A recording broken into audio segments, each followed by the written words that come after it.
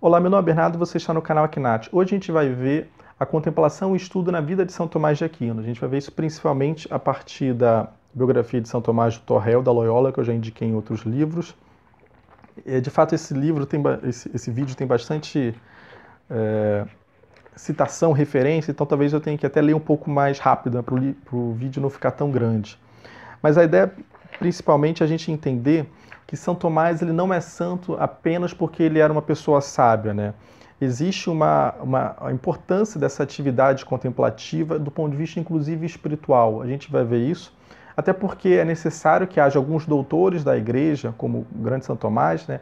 Para que possam até nos ajudar para o bem comum, que a gente possa ser iluminado pela essa sabedoria, tanto pela nossa própria contemplação, e tanto também para a gente pode até do ponto de vista teórico, mas também do ponto de vista prático, a gente possa agir bem moralmente, saber qual a melhor posição para ser tomada, um certo guia, uma certa luz que Deus, na sua generosidade, envia de tempos em tempos, né, no século XIII, manda um grande doutor, o maior dos doutores, vamos dizer assim, para justamente iluminar tanto a sua época quanto as próximas épocas, né, para que possam ajudar as pessoas, e por isso há uma grande sabedoria, né, por trás. Mas, além disso, também existe uma vida espiritual por trás do estudo. A gente vai ver isso, porque o estudo não é apenas não é uma gnose, né? No sentido de São Tomás não é uma coisa, só as pessoas sábias podem ter a vida espiritual. Não é isso. Na verdade, muitas pessoas simples têm uma fé que superam de muitos teólogos. Na verdade, hoje em dia isso é até bastante comum, ainda que seja possível pessoas também tenham uma vida intelectual e uma vida espiritual. A gente vai ver que isso é muito forte no exemplo de São Tomás de Aquino. Então é isso, eu já vou diretamente nos textos, eu vou comentar, eu acho melhor comentar na própria leitura, considerando que eu vou fazer uma leitura relativamente rápida, porque é muito texto que eu separei aqui, então eu vou direto ao texto. Ele fala assim: as testemunhas gostam de repetir que Tomás foi um homem de contemplação e oração. Não deve haver santos a cujo respeito não se afirmou tal coisa. Para nós será mais esclarecedor observar que, na maior parte das vezes, relacionamos sua prece diretamente com seu trabalho intelectual.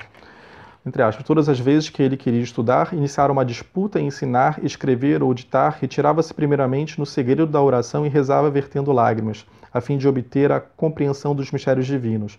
Poderia ser outra banalidade pia se a insistente repetição dos textos não assegurasse que se tratava de uma prática constante, que ganhava corpo por meio de gestos precisos, capazes de aprender a realidade encarnada de maneira por vezes surpreendente. Vamos continuar outro ponto.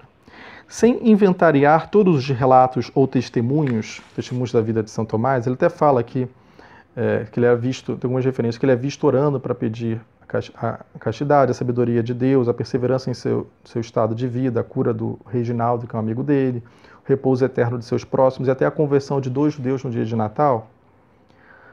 Parece-nos possível, isso em nota, né? Parece-nos possível deduzir com o mínimo de certeza 3 traços característicos da maneira de orar de Tomás. O vínculo entre prece e estudo é evidentemente o primeiro. Tocco, que é um dos biógrafos de São Tomás, bem inspirado, resumiu-o muito bem como um dos pontos em disputa na luta com os seculares, que não podiam compreender a possibilidade de salvação in sola studia, quer dizer, apenas in sola studia contemplationes, né? Contemplationes. O segundo é certamente, a gente viu 3 aspectos, agora é o segundo. O segundo é certamente a devoção à Eucaristia. Não a adoração ao Santo Sacramento, como se ouvirá falar mais tarde, mas ao sacramento celebrado a cada dia. A atestação de 2 missas cotidianas, uma que celebra, outra a qual assiste, é repetida com uma frequência que impede de pô-lo em dúvida. Muitos relatos diziam que São Tomás assistia todo dia uma missa e também celebrava. Ele era um sacerdote. Justamente essa devoção muito forte que ele tinha pelo amor à Eucaristia, né? Imagina, assistia e celebrava a missa todo dia e, além disso, publicava e escrevia, né? Uma atividade muito intensa de São Tomás. Mas é sobretudo, isso ainda no segundo aspecto, mas é sobretudo na celebração da missa que ele apresenta os êxtases prolongados que marcaram seus últimos meses, o do domingo da Paixão, de 26 de março de 1273, e o do São Nicolau, 8 meses depois, do 6 de dezembro de 1273, né? A gente vai falar um pouco, tem um relato do Reginaldo sobre esses êxtases, no finalzinho. O terceiro aspecto. Podemos constatar algo semelhante quanto ao terceiro aspecto, que se evidencia com força ainda maior da devoção ao crucifixo, quando é apresentado em prece ou em levitação, é diante da imagem do crucifixo ou do altar, símbolo litúrgico de Cristo. E ele fala, outra posição, ele fala assim: a distração, isso já a gente viu os três aspectos. Agora, com relação à distração que Tomás tinha, Tomás de Aquino, São Tomás era uma pessoa bem distraída, assim, muito absorvida na contemplação, né? Então ele fala assim: a distração de Tomás fez-se lendária. Perdido em seus pensamentos, continuava a reflexão onde quer que estivesse. No refeitório, onde era possível retirar seus pratos, sem que ele... No refeitório, onde era possível retirar seus pratos sem que ele o percebesse. Ou à mesa de São Luís, que era o rei da França na época, o Luís IX, né? A crer num episódio bem conhecido. Quando encontra-se absorvido desse modo, pode até mesmo segurar uma vela sem notar a chama que o queima. Em seus últimos meses acentua-se ainda mais essa abstractio mentis, né, no parlatório, ao qual fora conduzido para saudar visitantes ilustres. Nem sequer se dá conta da presença dele, sendo preciso puxar sua roupa com força para que volte a si. O mesmo ocorre durante a prece, durante a missa de domingo da Paixão de 1273, com a presença de muitos participantes. Seu êxtase prolonga-se por tanto tempo que é preciso intervir para que possa terminar a celebração, enquanto à noite, nas completas, seu rosto está banhado de lágrimas durante o canto da Mediavita. Então, Tomás era uma alma muito contemplativa e de oração, né? Muitas pessoas às vezes fazem uma visão bem errônea, né? Como se fosse uma questão muito mais estudo, como se fosse uma questão meramente intelectual. Mas, na verdade, para São Tomás existe até uma certa unidade de contemplar a Deus também através dos estudos, né? Existe uma vida espiritual por trás do estudo, tanto para si mesmo, do valor de adquirir essa contemplação, tanto justamente para que possa passar aos outros a verdade contemplada, e a partir dessa contemplação, inclusive até nos seus êxtases particulares, de algum modo, existe essa abertura também para o bem comum, né? Ele, enquanto grande teólogo, enquanto doutor da igreja, justamente tem essa... As pessoas, em certo sentido, recebem a luz que ele recebeu, e nesse sentido é um dom que Deus dá para esses grandes doutores, como o grande São Tomás, para que possa ajudar também os outros para esclarecer algumas posições sobre a fé e tirar muitas dúvidas. Tanto que o caso mais clássico é que um desses êxtases profundos que São Tomás se depara, pelo que algumas pessoas dizem, né, é que ele teria tido um êxtase profundo, uma certa visão muito intensa mística, ele teria até com vontade de justamente parar de escrever, né? Uma certa exaustão também, mas justamente parte desse êxtase místico, tanto que muitos escritos de São Tomás ficaram justamente incompletos, né? A própria Suma e tal, Suma Teológica.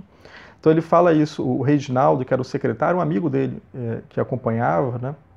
Que ajudava também nos escritos e tal, ele fala isso, um dos relatos que o Torrel fala, ele diz assim: foi Reginaldo que, estando ambos na casa da irmã do mestre, a irmã de São Tomás, inquieto pelo estado do amigo, provocou a pungente confissão dos últimos dias, omnia quae scripsit videntur mihi pale, que é, todas as coisas que escrevi parecem mera palha, né? Por isso que depois de um desses êxtases místicos muito fortes, São Tomás, ele de algum modo, ele fica até desestimulado em parte, né? Sobre depois desse êxtase, de alguma certa contemplação profunda que ele teve um desses êxtases, que ele vê, olha, as coisas que eu tive parecem mera palha, que na verdade isso da visão que ele teve, então na verdade é algo muito maior. Então ele fica desestimulado e algum tempo depois ele vem a falecer, né? De 49 anos mais ou menos. Então ainda que a palha que ele escreveu, digamos assim, é uma palha dourada, né? Uma palha com muito valor para a gente que não teve essa visão mística que ele teve nesse sentido, né? Então é isso, eu queria destacar essas posições, destacar que São Tomás teve uma vida de oração e estudo. Para ele são coisas profundamente compatíveis, até porque muitas dessas considerações não são estudos apenas questões teóricas, mas também muitas vezes implicam a própria vida de Cristo, meditar sobre a natureza de Cristo, a sua bondade, o seu amor, a sua misericórdia pelo mundo, inclusive também a sua noção de justiça, né? O que implica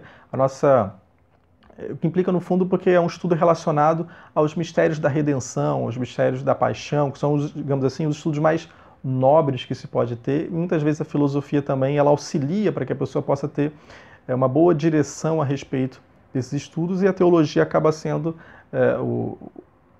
quase que a cereja do bolo dos estudos, porque mostra, na verdade, quando digo a teologia revelada, que mostra a sabedoria já a partir dos dados da fé, a partir da revelação divina, né?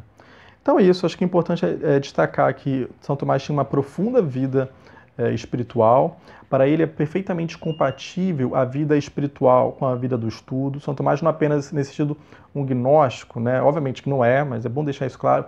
Não é apenas, porque é um mero estudo em si mesmo, não é isso. O estudo tem uma profunda relação com a sua vida espiritual, e a gente pode se assistir também ter isso para a gente tentar admirar esse exemplo de São Tomás, porque a gente pode tanto estudar pela própria natureza, entender melhor a coisa, como até oferecer os estudos, como a gente até viu um pouco, em parte, né, a gente vai ver depois, que todas as coisas podem ser oferecidas conforme um ato da religião, né, que isso também é algo importante. Eu acho que esse vídeo ficou muito longo, né? Então eu não queria postergar mais, eu queria pelo menos destacar esses pontos. Eu recomendo bastante essa biografia de São Tomás. É uma biografia um pouco mais acadêmica, a do Chesterton é um pouco mais literária e mais fluida, né? Um pouco, até, acho que um pouco menor também, mas essa daqui é bem rigorosa, né? Então acho que vale a pena também dar uma olhada nesse livro do Torrel da Loyola. Então é isso, se vocês estão gostando dos vídeos, curta os vídeos, né, propague os vídeos, clique no sininho, né, também, inscreva no canal se vocês estiverem gostando, e até o próximo vídeo. Até mais.